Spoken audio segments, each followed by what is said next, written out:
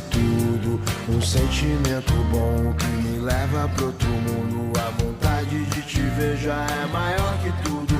Não existem distâncias no meu novo mundo, tipo coisas da sétima. Episode number 54, we are back. Clint Cronin Show, Want versus Need, at Lagura. What's up, brother? Thank you for having me here. Thank you. Appreciate it. Man, thank you for having me here. Right? This is a secret spot over here. We're at the Want versus Need headquarters. We're kind of in the back room. We got some collection stuff, some stuff behind me that I'm kind of deliberately here you can't see, but it may or may not be coming soon. I don't know, right? It's just... you gotta be like, you can't see all this. Yeah, it's, I mean, some of my stuff is here, but a lot of these are samples, and, you know, I collect shoes here and there, but I'm trying to stop it because I spend way too much money on that. But, you know, we have a different focus now, is try to fund Want versus Need, so no more shoes for the rest of the year, I hope. Yeah, I said that, man, a couple years ago, I was spending like too much money on Jordans, and then eventually Boosts, and then show you roll geese and just skis in general. And I wound up with a closet full of Jordans and a closet full of geese, and I only have one back and I only have 2 feet on me. So I'm trying to go a little bit more minimalist lately. I unloaded a big, part of my collection, all the sneakers and stuff, and just trying to be a little bit more practical. But sometimes I see some stuff that when I was a kid, a lot of I always really like the retro Jordans. So I see the 1s and the 3s, and it's difficult if it's it's an original, the OG pairs, Oh yeah, I mean, most of the time we have this something called FOMO, fear of missing out. Yeah. Every time we see something, this is like, we gotta have it, and we always have to. Sometimes, when I was younger, I would you know what, I could eat later, but these Jordans, I will never get it ever again. Oh yeah. So. Man, we used to have to be careful back in the day. You'd go to Philadelphia, you'd go to New York or something, and you'd be wearing whatever you had at the time. I mean, if it was the pumps or something, remember the Shaq pumps? Yes. So you'd be walking down the street, and if a stranger ever asked you, hey, what size are those? It's like you're about to get jacked. It's like, now it's time to move. You're about to put those shoes to good use. Yeah. You're gonna scuff them. So, but the right answer would be, it's my size. The right move was to keep moving fast. There's no once you stop to respond, you're probably getting jacked, so you don't want to get jacked. Yeah, I mean, in my early teens, I loved Jordans, but we couldn't afford them. My mom could not buy them for me, so either I have only one, or I would just wear Chuck, something super cheap, $29.99, But so I got a job later on, 16, 17, then I was able to afford them here and there. Oh yeah. So for me, my dad was a really big Celtics fan, a big Larry Bird fan, and so that meant he, of course, is not a Magic Johnson or a Michael Jordan fan. And because of this, I just wasn't happening. I just was not going to have Jordans in that house. And that was just it. So as I got older, I always wanted the 1s. I always wanted the different 3s, because at the time, the older kids had them on the bus, and everybody was tripping on them. You saw the commercials on TV, and then eventually, the Space Jam movie and the 11s, which we were talking about earlier. I like 11s, but they just don't look right on me for some reason. It's bulky.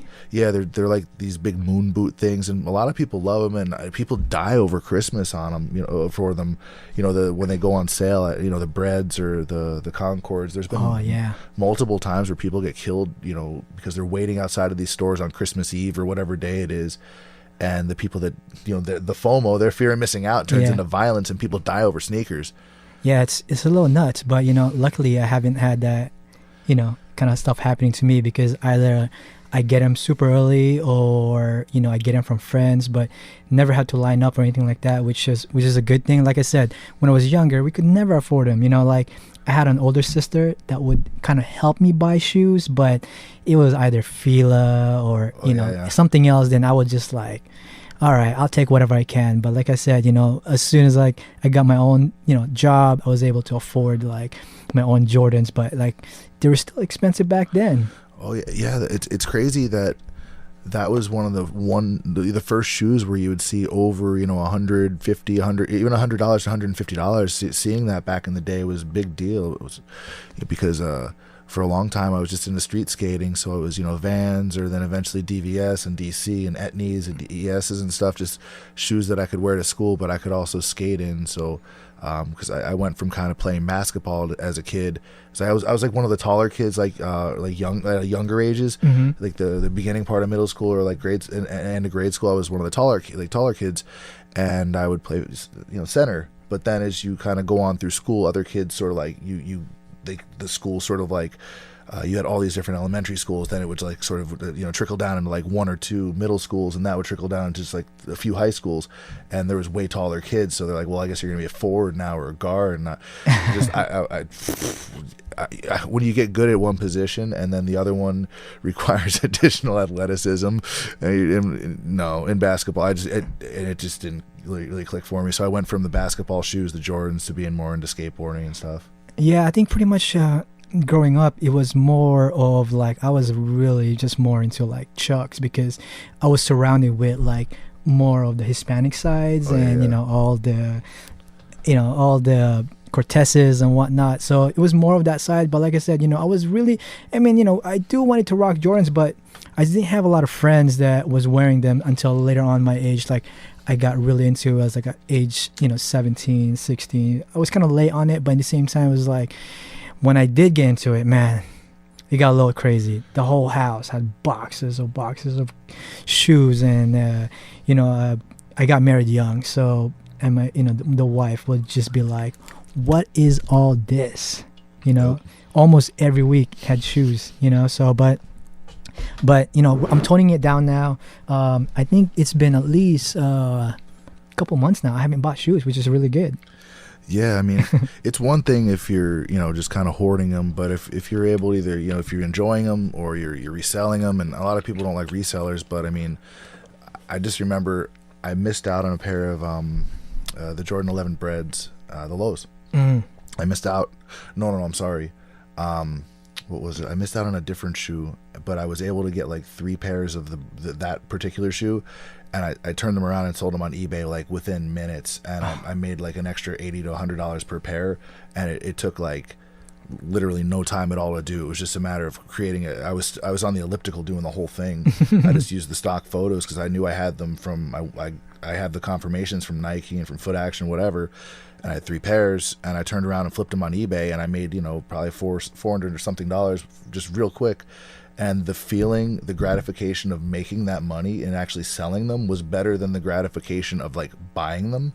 So at that point I was thinking, well, do I want to be a consumer always? Do I want to be on that side of the coin always? Or do I want to kind of be in sort of the sales side of it and actually be, making money and having something to show for it later? And so I was never into sales as a kid, like when I was younger and earlier in my career. And now, at this point, I see a lot of it's fun. It's fun. I like the networking. I like talking. I like helping people solve problems. So I used to think it was like this dirty word or dirty thing, but now like sales, like if you're in business at all, you're selling. No, I don't fault resellers, but I was never a reseller. Like anything that I would get, I would just hoard them. I mean, it was just so bad that I would just like keep them, just to keep them for some reason. Like I said, it was just like fear of missing out. Like, if I sell like, this particular shoes, I always ask myself, it's like, will I ever get that again? Like, okay, $150 that I can sell it for, but will I ever get that again? That's always in my back of my head. So I was never a good reseller. When I do sell stuff, man, I would just feel bad for myself for like days. Like, oh man, I let go that shoes, or I let go that Supreme bag, or I let go this. And it's like, I will never get that back. So, but I am getting better. And in the past, I've used a lot of my collection to fund want versus need. So man, it's a great thing because there's a lot of people out there that like it now, that are really into this brand. I noticed there's on Facebook there's these groups where you can buy a lot of like really rare geese. I avoid those as much as possible. Your stuff's in one now. It's like Show Your Roll, Albino Preto, maybe Control, but then Want versus Need is in there as well. Oh, and then man. Illest is in there too. Yeah, I try to avoid this trade Marques on Facebook because when I see something cool, I was like, I want to buy that. But do I really need it? Like I said, man, like fear of missing out. But, I try to avoid it as much as possible. I mean, just from a brand perspective, it shows, that you're in one of those brands now, that you're like your brand is up there next to those names in one of those marketplaces. It's definitely it's like a milestone. Oh man, it's humbling. It's cool, like right? yeah, it's kind of it still trips me out. Yeah. It's till this day. Like I know we've been in business for a while now, but it's just still trips me out. Like when people wear our stuff, it's like, wow. People, I guess people dig our stuff, but I'm always, it always humbles me when I see it. Well, it should. That's the right thing to feel. It's a great experience, man. You built something from an idea and it manifested into there's a whole office. There's all kinds of gear. There's a following. There's people watching right now the live stream. I'm not sure how many, but it's great, and it's just to have recognition. I know, just having people email me and contact me about stuff just related to my podcast. This is just me rattling on about jiu-jitsu and literally how it's made my life better. Yeah, so, it's crazy. It's what you learn by accident. You don't really know what will happen with that. When I started, I was just shooting videos for my friends that wasn't getting a lot of media attention, because at the end of the day, it's when we do something, it's we want to see ourselves. So I was, I learned by mistake by just shooting videos by my friends, and then that kind of grew into a media brand at the time. And then next thing you know, it's whoa, Want versus Need, this is cool. You guys do really sick highlights. And I'll still be well, it's just my friends.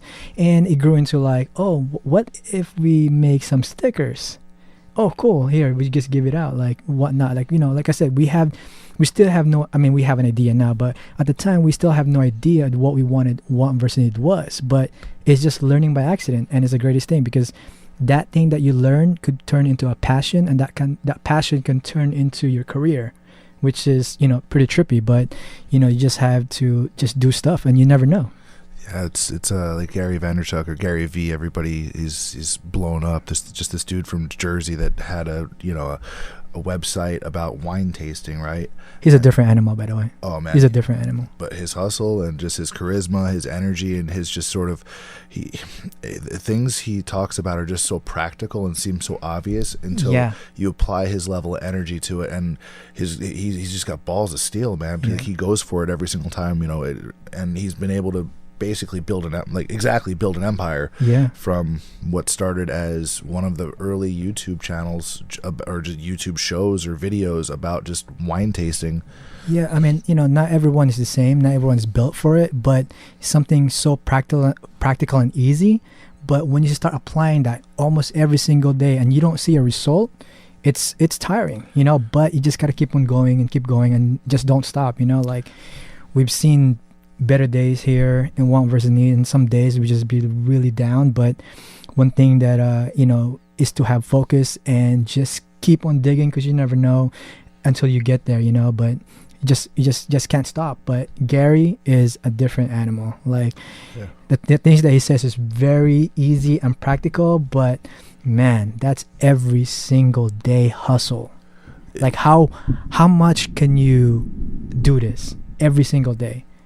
Well, he'll even talk about simple things like you probably have $5,000, and not you because you have kind of crazy collections of Jordans and other stuff. But the average person out there has got $5,000 worth of stuff just sitting around, and if you just put it on eBay, you would be able to cash out and be able to take that extra money and do something with it, and invest in yourself, invest in your projects. And I think just the idea of doing that, it's people think about it oh, I have to list all this stuff, I have to do this, I have to do that, but they're willing to put all this time into playing Madden, or they're willing to put all this time into playing Halo, or I don't even know what the video game is. Oh yeah. So if you're willing to spend your time that way, that's fine. But his main thing is don't complain. Don't complain. Don't complain. If you are sitting at home, some people just wants a regular job, which is great. I have no fault that some people wants to do wants crazy stuff happening in their life, and that's okay. But if you're just sitting around and not doing much, you can't really say you can't complain. You can't be like, oh, nothing's going on, nothing is happening to my life. When you're just sitting around and not manifesting of what you want to do with your life. So a lot of it starts with just writing it down, and going from there. I use Evernote, and I'm probably one of the I write everything. One of like the jiu-jitsu people that talks about the stupid app. They should probably sponsor the show. But it's like notes for your iPhone, but you can tag your notes and add pictures and videos, and you can dictate stuff to it. And I think I have like 2,000 or 3,000 What is it called? Evernote. Evernote. There's an app for iPhone, iPad, for Mac, Windows, and then there's a website version of it. So, and if you have any kind of notes, you can put like tags in them, like what they are, and have multiple notebooks. You can access it from anywhere. It's secure. You can collaborate on notes and stuff. It just works really well for me because I'll have an idea, and they say get really creative first thing in the morning or like really close to bed. And I don't like to be on the phone right before sleep because it does make it harder to sleep. Like there's science there with the bright colors and stuff. So I don't like to be on the phone close to bedtime. However, if something pops in my head and it's enough that I'm excited about it, I'm going to jump on, I'm going to dictate it, I'm going to send it to my Evernote, and then in the morning I'll have a reminder so I can get back to it, because I want to follow through on things. I want to, if I have an idea that's something that makes me excited or that I'm motivated to do, I want to take action on it. So like first thing, I'll start writing it down. Like, what does it take to do this? Like, what's the feasibility on it? Who do I need? What do I need from them? Like, is it money? How much? Where would I get it? And I just start like making a whole, almost like a plan out of it. Just what are the requirements to get this done? And I even put down how much time it takes from each person or each thing. Oh yeah, that's the one thing that I'm learning this year is just to write things down. Yeah. Because a lot of things is in my head that I want to do this and do that, but once I write it down, is I can be able to see it and read about it, and then really have what's the process. How do we get there? So yeah, just writing it down is the first step. Yeah, like anytime there's ever been work that I've had to do in my my whole tech career, it's the important stuff comes out of project work. Like it's always the ad hoc stuff, like it never gets done. The quick question shit, and until it becomes formalized as a project in general, like the big stuff never happens. So I try to just look at it that way and manage my time accordingly. Think about how much time is this going to take, and I do it at the beginning and the end of each week. I don't care what's going on. I take 15 minutes twice a week, Friday, Sunday, and the Sunday is planning the next week, and Friday is reflecting what went well, what didn't, and what do I need to do, like what did I accomplish, what I didn't, and how do I go forward and make it, make the next week better. And don't sit there and cry about it, but yeah. If stuff's on the back burner all the time, like more than 2 or 3 times, I'm thinking, well, is this a feasible thing? Is this really going to happen? And is it a priority? Because if it's not, then take it off the list. Be willing to pivot. I read a really good book recently by the guys from they developed that Ruby on Rails language and a couple other software like CRM tools. I forget the name, but it's called Rework, and it's basically just some practical business advice for like now, as opposed to a lot of stuff you learn in MBA is like about the size of the company and all this stuff. Like you can be small and deliberately small and. I mean, we look at it now from 5 years ago, or even like a couple of years ago, right? In regards to doing your own business or making your own business or whatever. Now anybody can make products. Anybody. Yeah. Just by the touch of the the internet, you can just look up things up, and then you can just anybody can make any products now. So which is like the greatest thing ever. So. Yeah, from just tangible goods to just information type stuff. There's so many people out there with so much information that just doing an ebook or an online course or selling just some kind of service online, it's really easy to do. And getting a website online and all this stuff, it's ridiculously easy now. You can just jump in Shopify and then boom. There's big businesses out there that are using Shopify. They're paying an arm and a leg to do so. Once you start getting like to this level of success where you're selling enough product to really like quit your job, and yeah, you shouldn't be using Shopify anymore. Like you wind up paying quite a bit. But. Yeah, 5 years ago, just an example is like making a rash guard. It was so difficult. Yep. In making a geese, it was so difficult. You can make any rash guard and geese nowadays, but most of them are like not really good. But it's easy because now people, like, if you somewhat just being in the industry or a brand, like, you have people hitting you up now. Before, you had to find this factories or manufacturer and whatnot.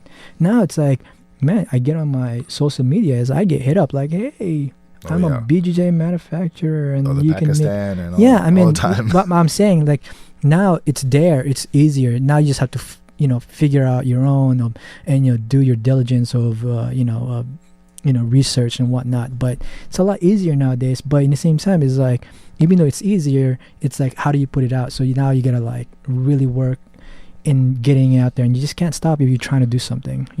Oh yeah, for sure. It's about diligence and just the passion behind it, and a lot of it is sort of what you mentioned earlier, recognizing the difference between sort of a hobby and a career, or like or a hobby and a product. Mm-hmm. So I don't think a lot of people do, and it's okay, it's fine. Like a lot of things that we're really passionate about, like they are hobbies, but then all of a sudden, as you mentioned, you start looking at like, okay, well, here's this thing I'm really passionate about. It's the videos and stuff, and then okay, now here's a logo. They like the logo, so it's stickers. But all of a sudden, it's like, well, they really like our style and our our way of doing things, and now it's it's gear, it's t-shirts, it's bags, it's gis, it's all kinds of stuff. It's a whole subculture of the sort of jiu-jitsu movement, or it's cool. It's nice that the sport or the art, depending on who and what you believe, is opened up to allow opportunity for that. I mean, it's just one of those things. You just have to surround yourself too, like people, like I'm a byproduct of my surrounding most of the time. Like who you surrounded with is sometimes that's what you do in life. So you got to be careful who you surround with sometimes. But luckily, I have good friends that have good heads with them. So like an example, like I got into jiu-jitsu, and now we started to make gis and whatnot. But like, just to give you an example, like, who you surrounded with, sometimes it's what you become. Oh, so you have to be careful who you're around sometimes. So I think it's like, so you're a videographer, right? It's like rule of thirds, I think. Yeah, well, kind of, yeah. So I think that keeping your friends from back in the day, family and stuff, regardless of how they're doing, what they're doing, you don't forget where you came from. But then you want to be around people that are around your same level, like in terms of like career and like just socially. And it sounds like a dick thing to break things down in thirds like this, but honestly, and then that other third, you want people that are better than you, that are further along than you, that have already done these things. Because what happens is, if you hang around with just your homies from back in the day, or like people that are just around your same level. I have a perfect example for that. Perfect example. See? So, I mean, an example, right? I'm hanging out with the same friends since high school. Yep. And if you want to do something new, you either get called names, and you get distracted by doing some stuff. So when I started doing my own videos, I knew most of my friends that I'm hang out now wouldn't understand, and they'll call you names, which is kind of just the way we are. We just talk shit to each other. But so sometimes you just have to be alone and do it yourself, and kind of just get away from that. And then once you successfully kind of get that stuff done, and then you can still hang out with your friends, but sometimes you just gotta do things alone by yourself. Like I said, when I started doing videos, no one really understood, but I was shooting like just random things. Like I was shooting my family, or I was shooting myself, like riding a motorcycle or a bike or a skateboard and stuff like that. But sometimes people don't understand what you're trying to do, so you just have to be alone to do things, just so you can learn some new stuff. Oh, totally. I mean, just by being around people that they've either they don't have that level of ambition to go and start their own business. It's difficult. Or to take a hobby that seriously, you'll get a lot of the heckling, you'll get a lot of, and what they do is it's fear of the unknown. Most people, they want the 9 to 5 because it's safe and it's comfortable and stuff, and that's what the generation before them said to do, because get a good job, you put money into your retirement, and then you'll be fine, and Social Security and whatever. But yeah, that's great, and it is safe, and that's cool for a lot of people. But by surrounding yourself with people that are like at your same level, if that's all you do, you just talk about, one day we're gonna, and like, but nobody ever does. No. It's talk. But so having like those mentor types in your life, people that have already done it, it goes from being like this mountain of a thing to be successful in a business, or to be successful at releasing a product or whatever it is. Once you're around people that have already succeeded in business, either financially, whatever, that have done it, it's like, no, it's just, you do 1, 2, 3, 4, very simple. It's a formula now. Because to these people, it's a recipe. So having that type of like mentor, there's people that are just further along than you, like it's invaluable. It's so huge, and because it makes it tangible. It makes it seem like, the goal is within sight. I was right, and here's where I need to adjust. Here's things I'm doing wrong now, and being able to look yourself in the mirror, like it's like jiu-jitsu, man. If you aren't upfront with yourself about where you are, I mean, nature takes its course, and you're just going to get mowed over anyway. Or you just avoid the people that are difficult, or you avoid the people that are better than you. It's a lie. This jiu-jitsu is like, it's like business, man. Like, even though business can be very dishonest, jiu-jitsu is the last honest job. It's an ego killer. Yeah. So if you get in there and you're thinking you have some kind of ego, and man, you'll just keep getting smashed and smashed until maybe you get your black belt, and maybe you'll be the top of the food chain. But still, it's forever. Yeah. You're gonna get smashed forever. Jiu-jitsu and business have a lot of jiu-jitsu and life have a lot of parallels, and there's a lot of life lessons that are so critical that you get from jiu-jitsu. Like, always improve position. Always improve position, because in life, if you don't, you get complacent. This is when things, what happened to this thing? What happened to that thing? I don't know what happened. You didn't? I truly believe that jiu-jitsu have changed the way I look at a lot of things in life. So, when I was younger, I was involved in a lot of troubles. I mean, I would fight anybody if I would fight anybody just to prove some kind of point. And, and I didn't know how to fight. That's the problem. I don't know how to fight. I didn't know how to do jiu-jitsu. I didn't know how to do anything. All I see is being a tough guy on the street. And now that I know jiu-jitsu, it's like, man, I'm not. Yeah. Feel lucky, huh? Yeah, like I'm just like, wow. So like, I'm actually not. I mean, I don't know what the word is. I don't know if it's scared, but like I avoid fights. I just walk away, as much as possible. But once here and there, it's like I still get a little bit of hot head. But you think about it once you walk away, it's like, is that really worth it? So yeah, man, this just jiu-jitsu just changed the way I look at things at life. Yeah, it takes a lot to kind of get me anywhere near that, and sort of like, and it's not that I'm passive or anything like that. It's just like, first, I don't put myself in situations where it's a thing. Yeah. I don't wind up in places where there'd normally be that kind of tension, and I just try to avoid people I don't want to be around. You can read a crowd pretty well. I'll help some friends out with security at bars sometimes, just like if they're short staffed. Like last night, I helped my buddy out because he was the only one there, and one person doing security at this particular bar is not safe for anyone. So I'm just hanging out. And in general, you can tell from what I've seen there, the security people that are a little bit more mature emotionally don't wind up in fights, and they keep the place just as safe. They're able to get people out. They're able to defuse situations and stuff. Their pride isn't hurt by it. They're doing their job. Everybody's safe. It's fine. But the emotional maturity and that anger management stuff, we're all guilty of it. We're all deep down, like, everybody can be good people, right? But under different pressures and circumstances, like, we can all be complete assholes too. Oh yeah. And I'm guilty of it all the time. I'm also wrong all the time and don't really have a problem. Oh, dude. Yeah, I had to accept that I'm wrong every single time. You're like, okay, if I did something wrong, like, I have to accept that. Okay, those are not, things are not right. But, we're not perfect, nobody is. So we just have to keep on moving forward, Yeah, it's, I used to get really attached to certain ideas and whatever. And, just to figure out I was, there's more end than or to the world. So, I try not to do that anymore. I try to hear things out. I'm trying to not what the hell was it? I read that book. I took a really fucking long walk a few weeks ago, like 11, 12 miles, man, all the way east side. I left my car, and it was stupid. Anyway, but sometimes you need that. Sometimes you just need to be alone. I could have Ubered, but to me, I was like, I did something I wasn't very happy about, so I decided, okay, you need to walk this off. You need to like clear your head. And I listened to two audiobooks. One was Rework, the one I was talking about earlier. The other was the 7 Habits for Highly Successful Individuals.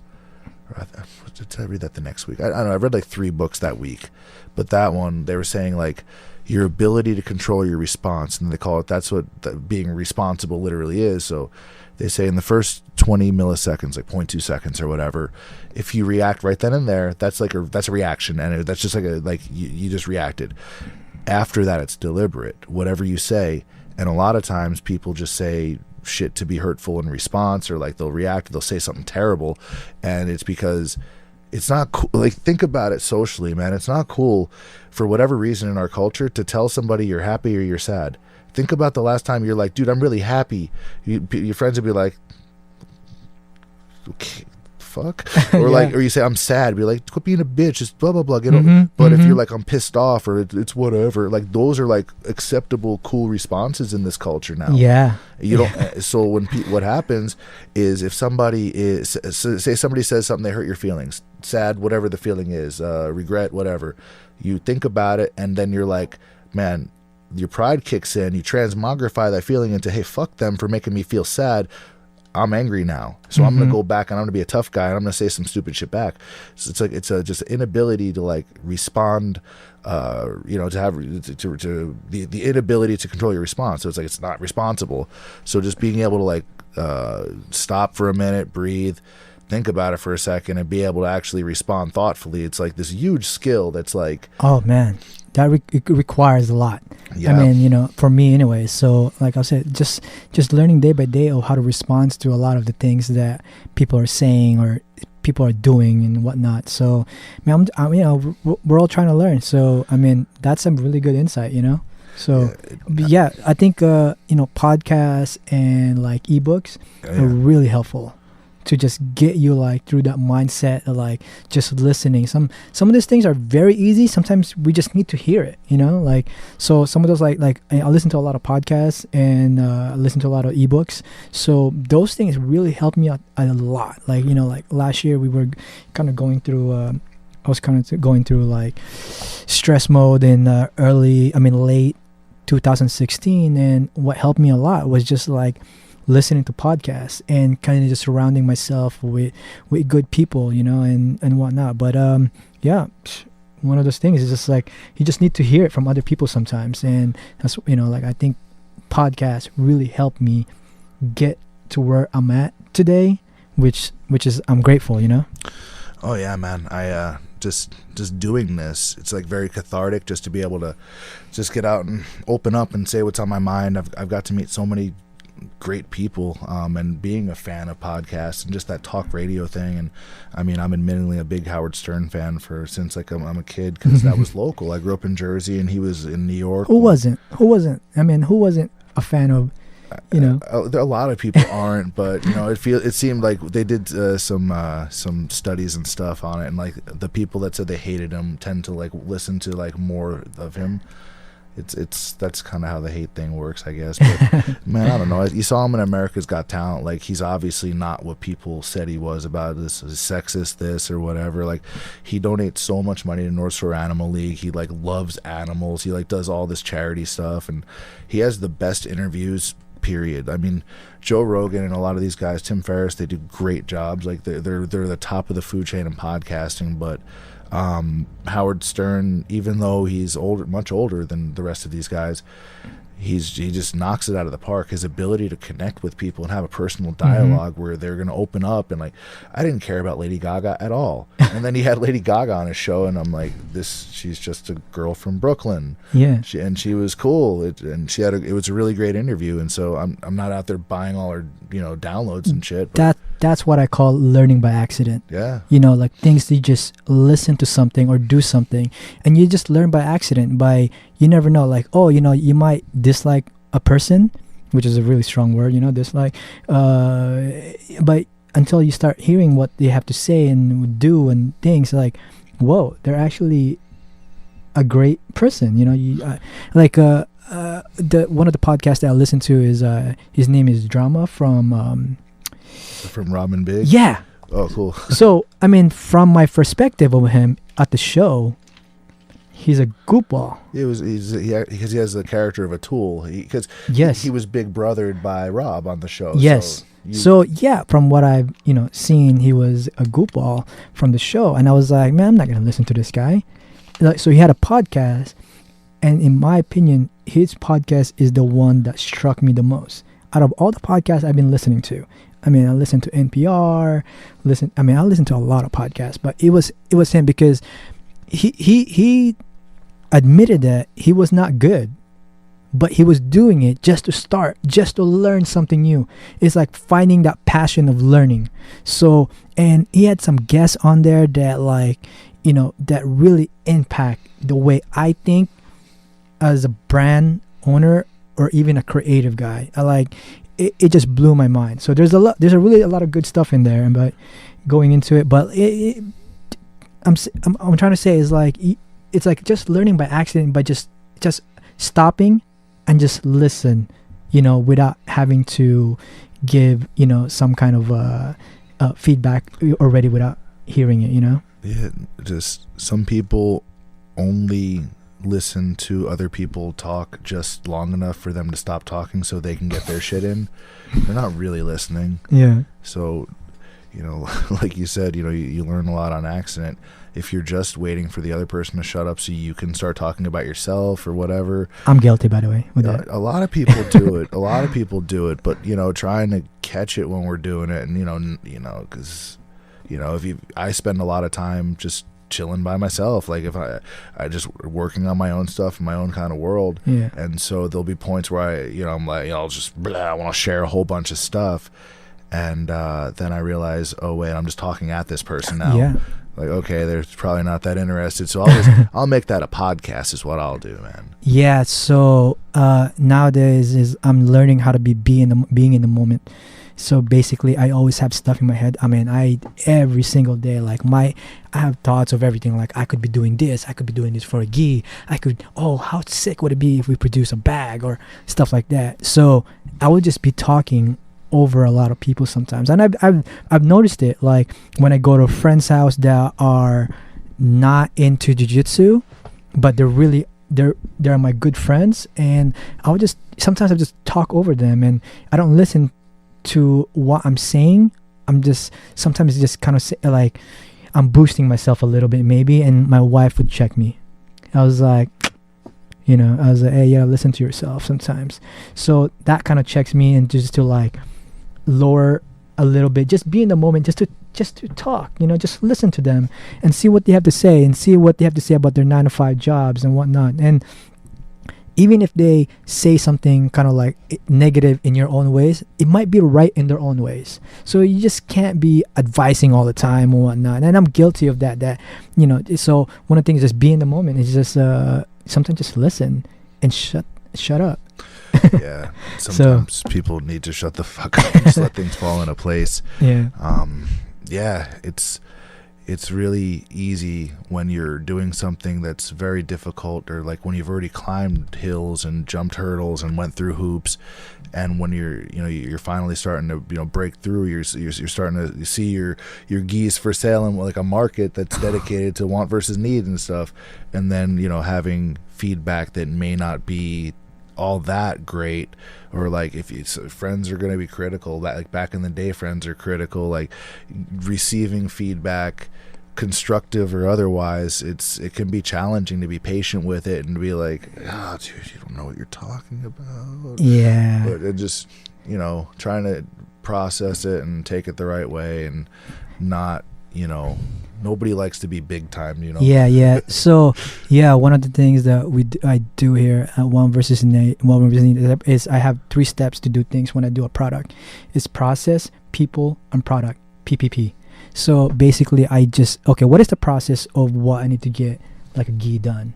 And of course, I have to mind what people are doing or what they think about and whatnot. So that way I just not putting products out all the time just because I'm gonna put this product out because it'll sell. But what is the process of, like an example, like this bag right here? It's like, what is the process to make this bag? What would people think about the bag? So I what I did is I made a flap in the outside, so you, after training, you don't have a wet gi inside your bag. Is you put it on the outside and you strap it. But how can we make it look nicer without having like a spaghetti strap or anything like that? So we just developed this. But those kind of thought process that I'm doing, it's like I have to stop myself. I want to make this bag right away, right now. It's like, what's the process? What would people think?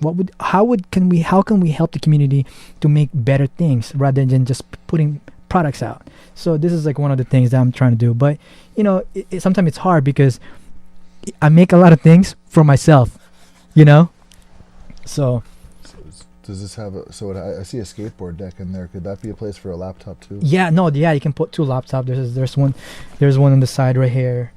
I'm sorry. Yeah, there's a pocket for the laptop on the side right here, and there's another one, and there's a bunch of pockets inside. Well, so you gotta let me know when production one's available because I need a backpack. I broke my. Oh yeah. We got them all in. So Perfect. I'll make sure to when you leave here, you'll get one. Beautiful. Yeah. Yeah.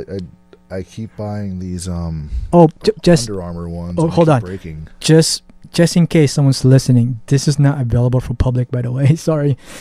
This was only made for the membership that we've done earlier this year. Oh, wow. So it's all going to them, so I apologize. But is there a waiting list for next year's membership yet? Yeah, there is now. So we're starting to, I think maybe in November we'll start opening it again and see how it goes. But we're trying not to go way too big from what we can control, so we always try to limit it as much as possible because there's only 2 of us here right now. I hear you, man. For this brand, man, I would do so many in-person things because it's like it's a very Bay Area thing. You know what I mean? Like there's so much jiu-jitsu, there's so many events, there's so many like talented people. I can count 2 world champions like right on the same block. Yeah. So yeah, it's LA is sort of the mecca right now when it comes to talent, but the Bay has always been like just had its roots so deep in like martial arts and from back in the day, the karate day, Ernie Reyes, all the way up to now we have like Kyotera. So it's we have great jiu-jitsu here in the Bay Area. We got Mike Prudential from One World, my professor Gumby, Dave Carmelo, Matt Darcy, and Kyotera just down the street. I'm Christina always speaking Barlon. there. Yeah, so yeah, man, it's great that Bay Area is really picking up. Oh yeah, I mean everywhere you look, East Bay, there's a lot of great talent. You go up to Stockton, obviously the Diaz brothers are up there. You go up to Sacramento, you got Team Alpha Male. You got Elliot Kelly, he's a monster. Yeah. I think he's super ultra heavyweight. He had a weekend where he just beat everybody. He beat what's his name, Vinny Magalhaes at the San Jose International Open. Oh wow. Yeah. Wow. Yeah. That's big. Yeah, big. That was after he won his fight to win pro match. He won gi the first day and then no gi the second day. So 3 days in a row he won like gold. Jesus. Yeah, the guy, and he's a super nice guy. Great wrestler. He's one of Yamaso's guys, Torregrossa. Yeah. Yeah. His guy's. Never met him, but he seems nice. Yeah. He's a badass too. He's way stronger than he looks. Yeah. So the guy, Paul from Open Mat in Las Vegas, he supports him a lot. So whoever he supports, I usually think like, oh yeah, they're nice people, because Paul is like the nicest guy ever. So. Yeah.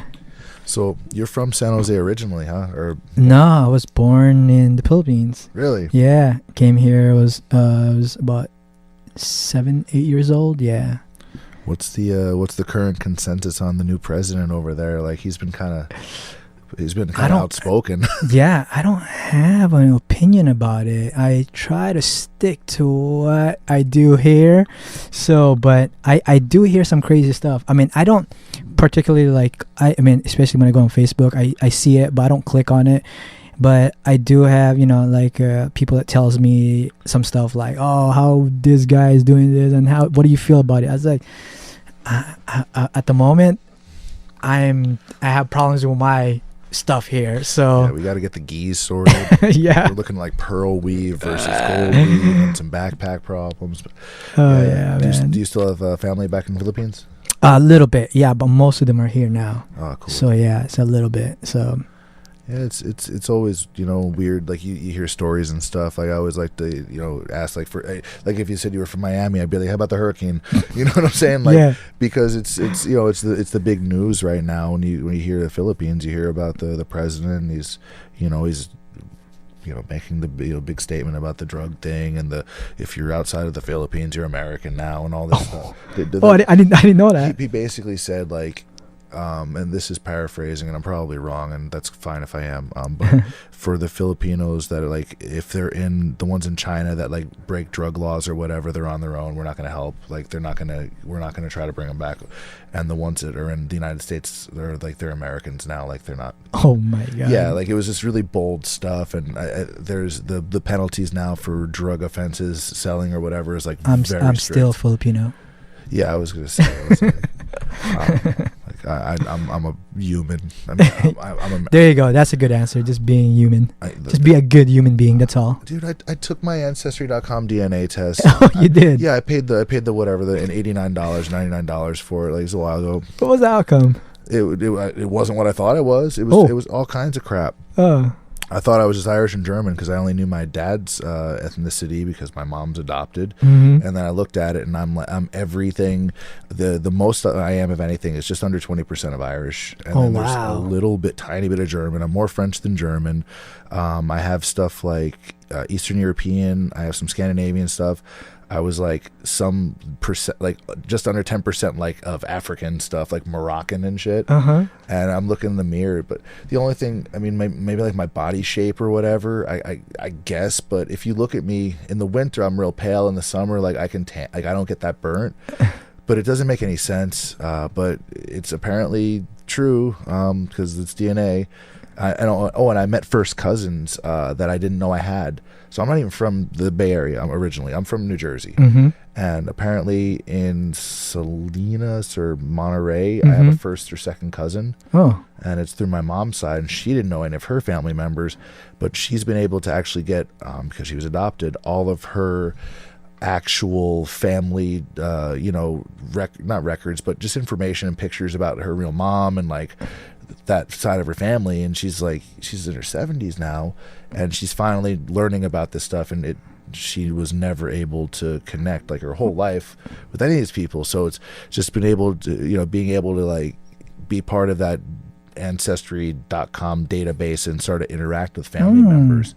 I'm gonna check that out. Yeah, it's pretty cool. I mean, I'm not very family oriented from my, from my mom's side, because that's pretty much who I knew the most is my mom's side. But we do go here and there for family events and whatnot. But like I said, man, I had a kid, was very young, so we're kind of just on our own since we're 17. So, but man, that's dope. I want to check that out. It was pretty cool. Just you basically sign up and pay the whatever, and they send you a kit. You spit in a tube and send it back. Oh, you actually have to spit. Till you just like type in like your last name or something. No, it's a DNA test. Oh wow. Yeah, so now they have my DNA on record, so I can't break any laws that are that bad. I don't fucking know. I know for sure, and I'm a mutt, because just looking at the history of Philippines is like I know Spanish and Spanish, Japan, Chinese. Yeah, but the point is kind of like everybody's everything. So when I said I'm a human or I'm American, all this stuff, I don't have any Native American blood in me at all. But if you were to sort of ask 10 random people out of like which one of these people is American, and you would point at me, like I was born here, but that's like I woke up here as a baby. That's all it is. It doesn't mean anything else. It's like you make these borders and you divide people a certain way, and you decide that okay, these people get a lot and these people get nothing. Yeah. But there's no real difference between any of these people at all. There's no difference physically, genetically, or any other way between any person, but we make these just divisive sort of constructs that separate people just for the sake of separating people. Yeah, I try to stay away. I mean, especially posting about politics and whatnot. But, you know, I do see some things like, oh, you know, those guys are from there, so, you know, this shouldn't be allowed here. Like, I was like, man, it doesn't really matter where they're from. They're just, you know, just because they are there, they're still people, you know? Like, we should try to, you know, we should try to figure it out how we can help each other. But I don't know, you know, but like I try not to think about it, but just because people are in Mexico or whatnot, just because they're just under the border, they're still there. They're still people. Maybe they need help. Yeah, you know, that's why they come here, because they're probably under conditions that aren't that great. There's refugees from all over the world, and we're saying, you know, no refugees, all this stuff. Like, what are you talking about? Like, everybody's from everywhere. Yeah, I mean, this whole country is made up from people from everywhere, and it's not even a political thing. It's just a human thing. Yeah, it's taking the politics away, because politics are stupid. Like, look. There's no. Do you see racism on the mat ever? Like, never. If you go train in Japan, there's Yakuza and there's police at the same academy, and they're rolling. You know why? Because it's jiu-jitsu. Like, that, all that other stuff goes away. Whatever your problem is, once you step on that mat, it's like your problem goes away. Everybody's friends. It's the greatest thing ever. Everybody's friends. Everybody's chill. Everybody just, you go on and train, and that's it. And then in my neighborhood, shit, everybody is from everywhere, all over the world. I'm in Sunnyvale. It's just like San Jose, man. This is where the white people are, and this is where the black people are. No, what the fuck? Everybody's everywhere. And at the academy, you're just there and you're training, and nobody's thinking about, oh, this person's this religion, so the religion's already jiu-jitsu. Jiu-jitsu is the church. Yeah. And it's open door to everybody, and it's like, it's guaranteed to make your life better. Like, for sure better. Mm-hmm. No, I agree. So I don't know. That's. But you might wake up a little bit, you know, your back's a little hurt just here and there. But it's good. It's good for you. Yeah, it's. I guess technically it saved my life this year, because no, man, I almost, I don't know. Fuck it. I can get a little personal. I almost died. From what? So, I'll break it down. So my father died when I was 14 years old. My dad was diabetic. He had diabetes, type 1, not the you just have salads and you'll be fine. It's the other one where your body just stops processing sugar, right? Oh.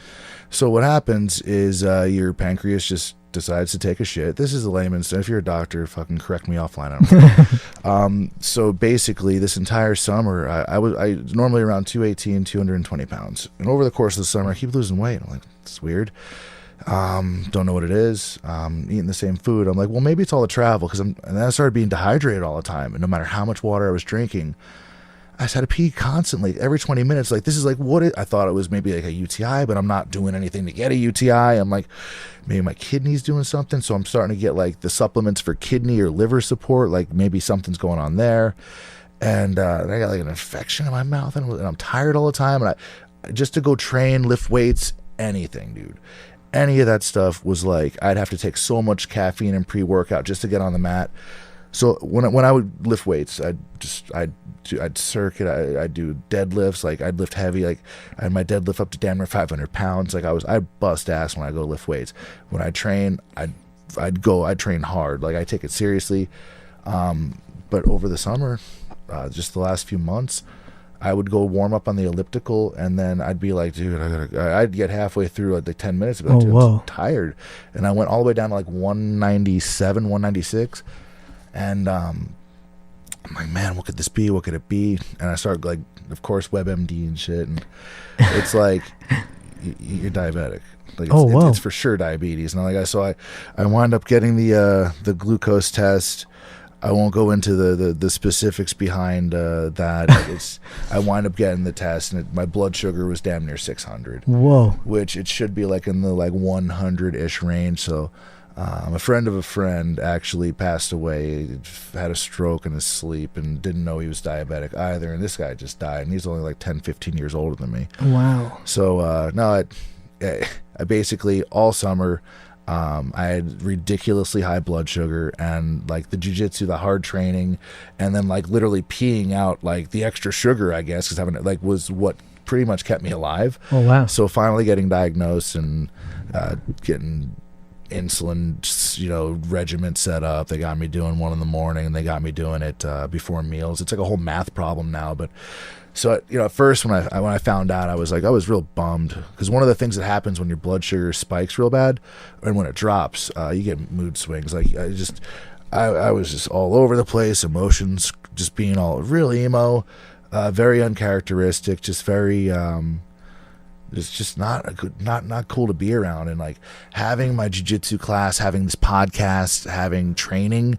And like the people that my team and my friends from jiu-jitsu, having that to look forward to, with as bad and as like low as I felt, like, because chemically you're all fucked up, this high blood sugar shit. Yeah. I was just literally depressed, like dark depressed, bad, horrible thoughts, bad. So jiu-jitsu literally saved my life. Wow. Like it and I don't usually talk, like, this is like more personal. I usually just like to keep it pretty fucking. So how is it now?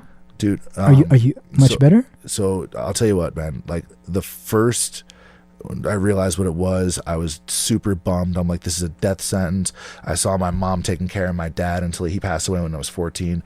I basically grew up in New Jersey, but after school every day, it was literally going to the University of Pennsylvania Hospital in Philadelphia, like going to see my dad in the hospital, because he was always with something wrong, like infections in his feet, and like just he was losing his eyesight, and like it was a shit show. He was like he basically died a slow, like debilitating, like just horrible death. He went from everything being great to it just took him, and it was just agony, years and years of this shit. So yeah, you're waiting in the hospital for him to go home, and he didn't. We eventually moved to Texas because it was warmer, and then like a year later he just passed away. So so somewhat you envisioned that to yourself. Well, it was him plus 6 of his brothers and sisters. They all died before like basically Y2K. So I'm thinking that first day when I found out, before I actually went to the pharmacy and got all the shit I needed to get, just like a real down, like, you got to be kidding, you just handed me a death sentence. Once I actually started taking the insulin and getting my blood sugar, and I have to test it constantly, it's basically this math problem where I have to think like, okay, what's my current blood sugar? What am I about to eat? And there's basically, I have to take the right amount of insulin to correct for both to get it right into some like acceptable threshold. If you get that right with diet and everything, which is what I've been working on and what I think I'm doing a pretty good job at, I have energy again. I feel fucking great. I feel strong. Like, I've already put weight back on. I'm kicking ass. It's good to hear, man. Yeah, I can't have sugar. I can't have a bunch of carb food. But maybe that's a blessing in disguise. Dude, I was very just because of genes, and it sounds very like backwards, that because of genetics, I was starting to get like lazy with diet, because I'm like, dude, I'm gonna have a 6-pack and a fucking physique forever and whatever, and I can eat whatever I want, and I'm just gonna train it off. And it basically, now you're watching out what you eat. Now I have to, or I will die, or I'll start losing my vision, because how about fuck Walgreens? Fuck Walgreens. Fuck Walgreens on Decatur and Tropicana in fucking Las Vegas. Fuck Walgreens. And fuck that pharmacy tech for this. No, seriously, this sucks. I was driving, I drove to see my mother because I just wanted to be with family. This sucks. And I got to, so she lives outside of Las Vegas, about an hour outside of Las Vegas in Nye County in Pahrump. And I realized I was out of syringes, because you have to inject yourself with insulin. So it's part of it. It sucks. Fucking get tired of sticking myself with needles. And I'm like, I'll just go to Walgreens. I thought I had some more in my bag, and I didn't. My bad for not being prepared. This is my fault. I'll take full responsibility. I should have been more prepared. I'm new at this, very, very new at the time. So here I am, and I'm like, I'll just go to Walgreens. Tried Walgreens, tried Walmart. The pharmacy's closed. It's like Labor Day weekend, Saturday. Okay, well, I got to drive to Vegas now. And it's a couple months ago then. It was a couple weeks ago, actually. So I like, okay, well, I gotta drive to Vegas, which is like 60 miles, and my blood sugar was already pretty high. Like it was higher than I thought it was gonna be.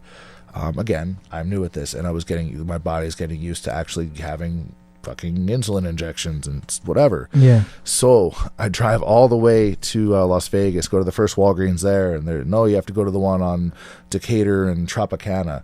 Okay, there's if you've ever been to Vegas, there's a 24-hour fitness pretty close to the Strip. It's right in that plaza.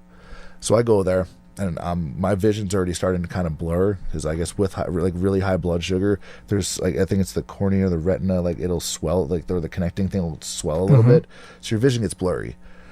So I go to the pharmacist, the pharmacy tech, and I said, hey, I need these 31 gauge, those little insulin syringes, like the really short ones. There's for insulin. I'm diabetic and whatever. And she's like, oh, well, where's your prescription? Well, my pharmacy's in California. Wait, you need a prescription for needles? She said, well, it's the law. I was like, it's actually not the law. She's like, oh, well, it's our discretion. And I said, well, I'm diabetic. I have a really high blood sugar. My vision's already kind of blurry right now. I can't drive to the ER to do this right now. Like I really I only need to buy maybe a couple from you. Can I buy a bag of 10? It costs like a couple bucks. It's nothing. And she said, well, it's our discretion. So hold on, next. And then so the next guy comes, and she literally starts talking to the next guy in line about drug-seeking behavior, like sitting there talking shit about me in front of me, like I'm there buying it for like injecting like either like steroids or heroin. I don't know what the fuck she was alluding to, or like whatever else you inject, but she's literally talking about me right in front of me, and I'm like, first of all, you just violated my rights, like that's HIPAA, like that's medical privacy shit. Second of all, you just straight humiliated me by like talking to me like that, and I'm like, I wasn't even getting mad because at this point I was like, my vision's really starting to blur, and I'm getting scared. I'm like, can I talk to a manager? She's like, well, she's not here right now, kind of thing. I was like, oh, come on. And I'm like, well, I'm gonna sit down. If I pass out, like, you probably want to call 911 because like I'm not making this up. Like, I actually need to buy these. I don't have any left. I have my insulin in the car. I have the test thing, and she's just kind of blowing me off, not even responding at this point. I'm not being angry. I'm not being rude to this person. I am legitimately scared, like actually scared to the point of like, so I just go to leave, and I go to get in my car to try to go to a different pharmacy. At this point, I'm like, dude, just super embarrassed. Like I feel like humiliated. Yeah. Very just like, what just happened in there? Like I didn't get it. And then I'm like, the realization set in that I got to move my ass now, but I can't see shit. Oh, wow. Just imagine. Holy shit. Do you wear glasses or contacts? No, I don't. Thankful. Yeah, but it's just imagine. Like, my wife does, and she can't see anything at night. Well, that's what it turns into. And I'm like, and it was traffic. It's Saturday night in Vegas. There's no way. So I saw the passenger seat of my car. I had my insulin and the machine, the little thing like where you test your blood sugar. It's a glucometer, I think. And I pushed power on it, and I was like, oh shit, like it stores the last couple tests. And I'm like, so I just brought all that back in there. And by then, a different lady was in the front. I guess this is the actual pharmacist as opposed to like the assistant. And I said, hey, I was just in here a second ago, and my blood, I'm just diabetic. My blood sugar is very high, and I need to buy syringes. I'm from out of state. I'm from California. I don't have a prescription here. It's at my pharmacy there, back home. It's Saturday night. And she just told me I can't buy them. My blood sugar is, and I showed it to her, and it was like almost 500, dude. It's like, whoa. This is bad. Like that's where it was. It isn't now. Like I manage it. It's fine. This is when I first got diagnosed. It was just fucking all over the place. It's bad. And you're new to it, dude. I was really new, and I just drove a long damn way, and I expected to be able to be able to take my shit. Yeah. And she's like, oh my God, I'm so sorry. She's like, she looks back at the lady and just like shakes her head at her like, what the fuck did you just do? She opens a box of syringes and just like gives me a bag. She's like, no charge. I'm like, no, I'm not homeless. I'm not broke. I just don't want to be treated like a disabled. Yeah, like a thief or like a drug addict or something. Oh. That's like, she literally treated me like I was like some person going in there like trying to be like buying. You can't look like you're doing meth. Yes, I'm like, my eyes are like watered up at this point because like, I'm scared, and I'm like, that you just embarrassed the shit out of me. Yeah. To the point where like they're like literally the customer and this lady are talking shit about me in front of me in a fucking store when I'm like literally at my most vulnerable I possibly could be. So like I just said very clearly, fuck Walgreens for that. Oh, wow. And just, you know what, I wasn't even gonna say shit about it. I wasn't gonna make a big deal about it, but that's how they treat people.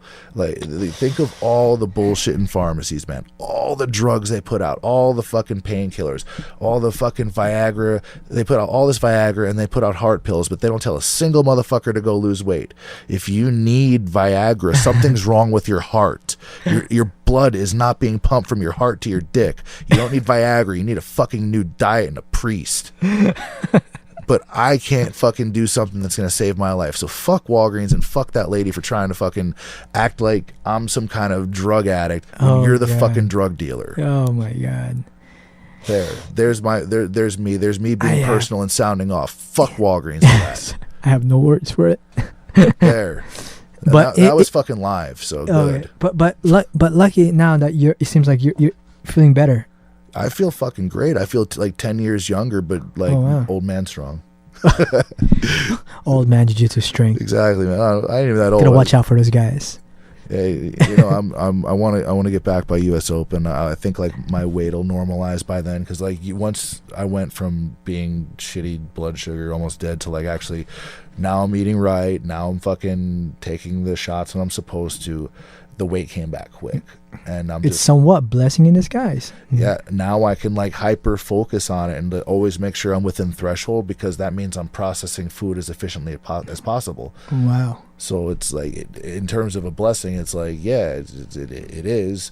And now I know to look closer at things and to only get food from the perimeter instead of because if you look at every grocery store, the inside of the grocery store, like the middle part's all processed bullshit, except sriracha. I love sriracha, that's in there though.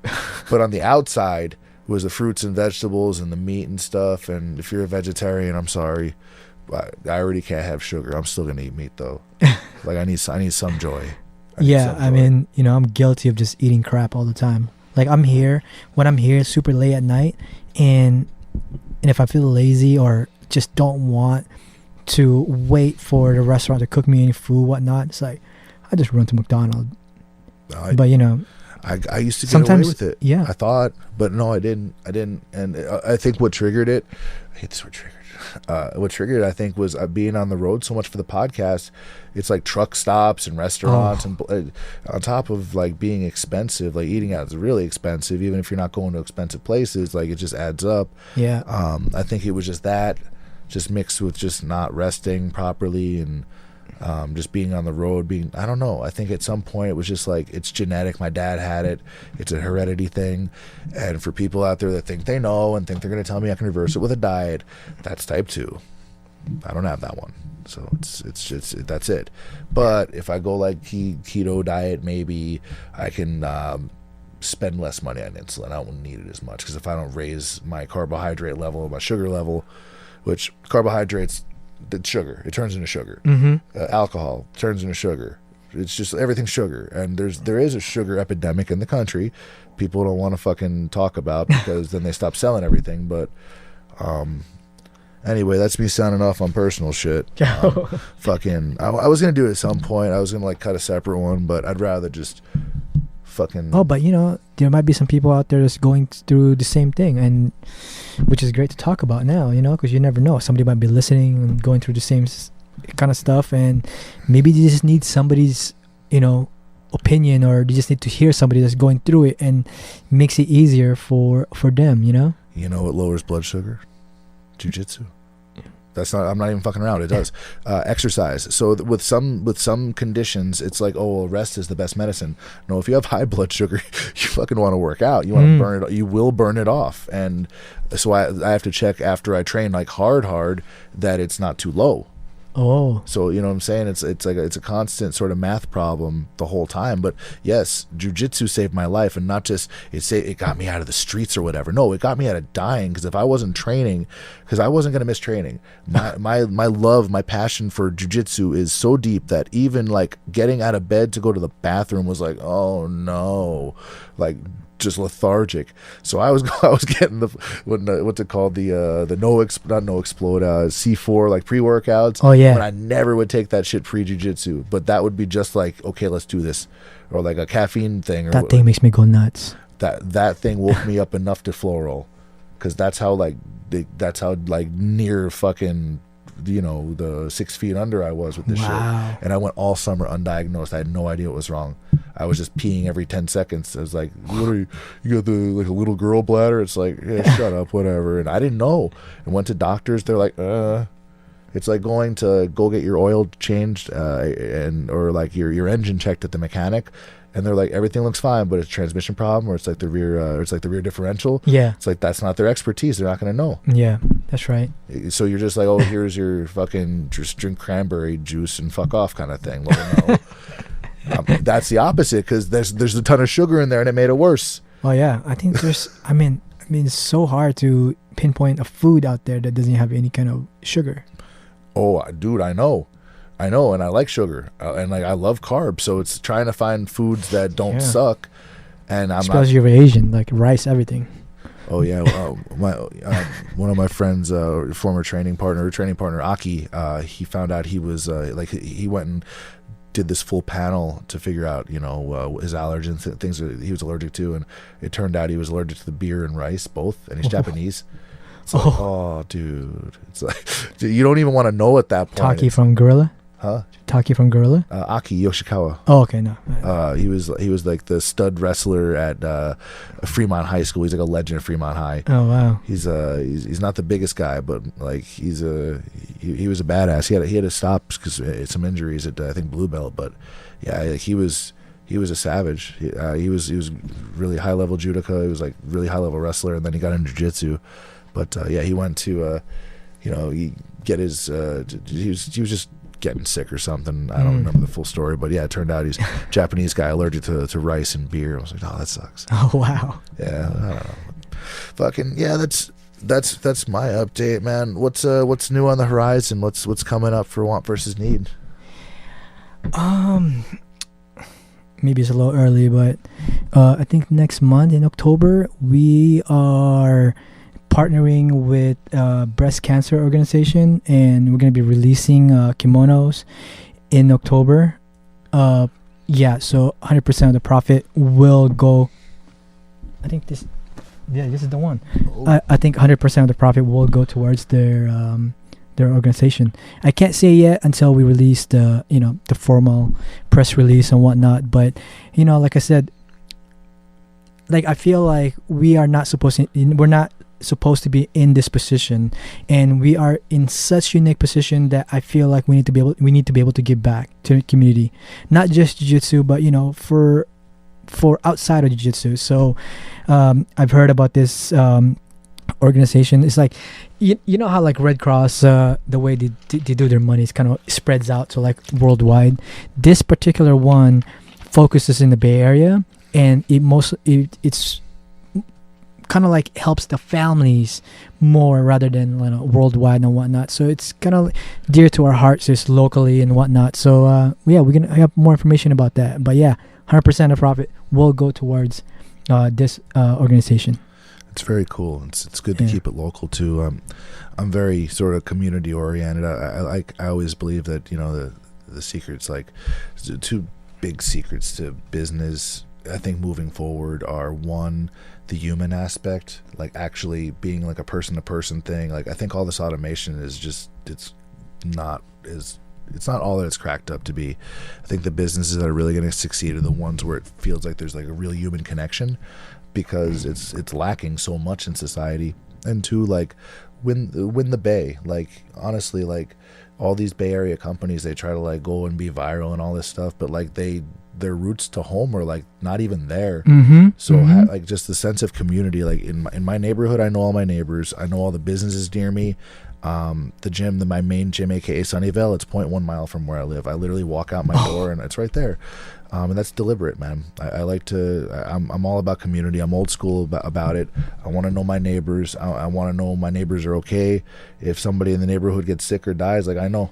Yeah, I mean, that's one of my goals this year actually is to create a community that even if you're not near to us, or you can't touch, or be able to visit us, is you can belong to a community, like an outsider being an insider. So yeah, we created like a group called this is pretty funny, it's called HBA, Homies Before All.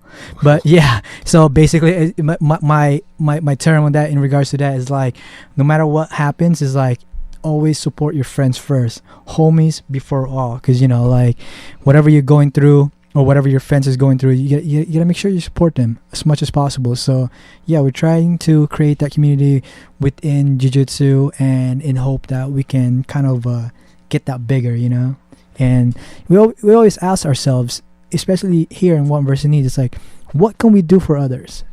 All the time, I always have to think about that. Like, what can we do for others? Because, like I said, where I'm from, where I came from, what I've done in my life is like, we're not. I feel like I'm not supposed to be in this position. So when I feel grateful about it, it's like, I had to ask myself almost every day. It's like, what can we do for others as much as possible? Because, like, we're grateful and we're thankful that we're here, and we're able to move merchandise and whatnot. But t-shirt and kimonos are just merch, but what this is all about is just like the people around us, the community and stuff like that, like relationship with our friends. And that's how I want to grow Want Versus Need. It's just, I don't want to grow Want Versus Need just be like, oh, just sell products here and there all the time, and there's no real soul to it, behind it. So in hope we can target that, and I hope it comes across, so.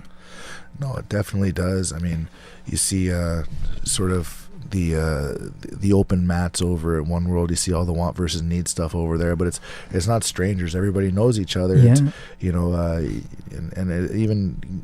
over at Hereos, Gumby's gym, man, or your gym, it's just a big community, just like One World. It's the stuff that Gumby and Mike preach, it's really sort of come to fruition. And oh yeah, the brands like yours really embody that sense of community, that spirit of it's like we're all in this thing together, we're all part of something. Yeah. So that feeling of belonging, I think it's like lacking with a lot of people. So I think it really calls to the people in the jiu-jitsu community that are looking for more than just merch, you said, like more than just swag or whatever. Yeah, and then that's the thing, like I think I'm surrounded by great people. I'm, like I said, I'm a byproduct of my surroundings. Like Gumby have always taken the time to talk to me in regards to some ideas and what he's trying to do, and he's like probably the perfect example as a jiu-jitsu coach. Like, he's willing to help you with your jiu-jitsu, but also willing to help you outside of your life, whatever you need. He always got our back, so which is one of the greatest thing that to be able to train under him, and just super thankful that he lets me and kind of helps me like provide any feedback that he can as much as possible.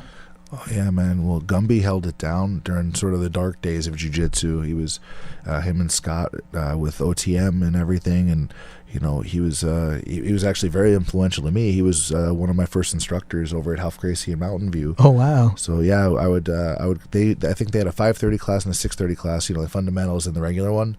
So I would show up to fundamentals, and there'd be a couple times where it would just be me and one other person, then Gumby and Batata. So it was basically a free private with Gumby. Yeah. And that was very, very important. Just in terms of my own games development. Just he's always been like very thoughtful and well spoken. He's just his style of teaching resonated really well.